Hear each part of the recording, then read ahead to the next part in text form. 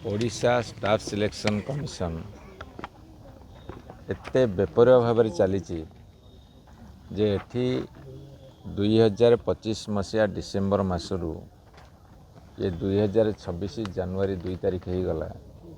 पिला माने दीर्घ दिन धरी एठी आंदोलन करुछंती, दाबी जणाउछंती, शीत काकर राति एठी पड़ी रहिछंती। तथापि सरकार निद भांगुनी।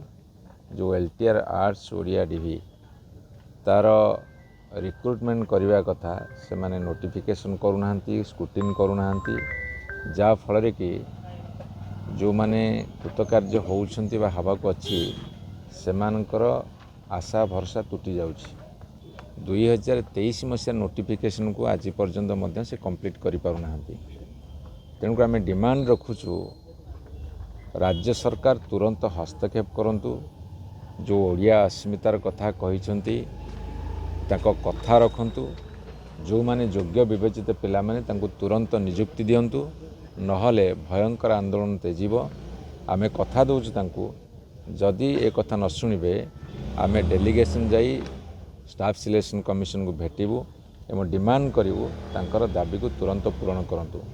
एवं एठी आसिला परे मु जा सुनिली जे आपनकर पीसीएम सीबीजेड जो पिला माने पाइछंती समस्ते आंदोलन कला पर एमानकर निद भांगुची एवं से पदक्षेप नौछंती। जदि आंदोलन एकमात्र पंथा एवं नीति ए सरकार हब जे जे पार्टी करिवो आंदोलन करिवो ता कथा सुना जिवो ताले सरकार चलिनी। ए सरकार बेपरुआ मनोभाव दूर करंतु। Staff selection Odisha staff selection commission को निर्देश दियंतु, तुरंत कार्यानुष्ठान लेबे, नहले आंदोलन तीव्रतर हम।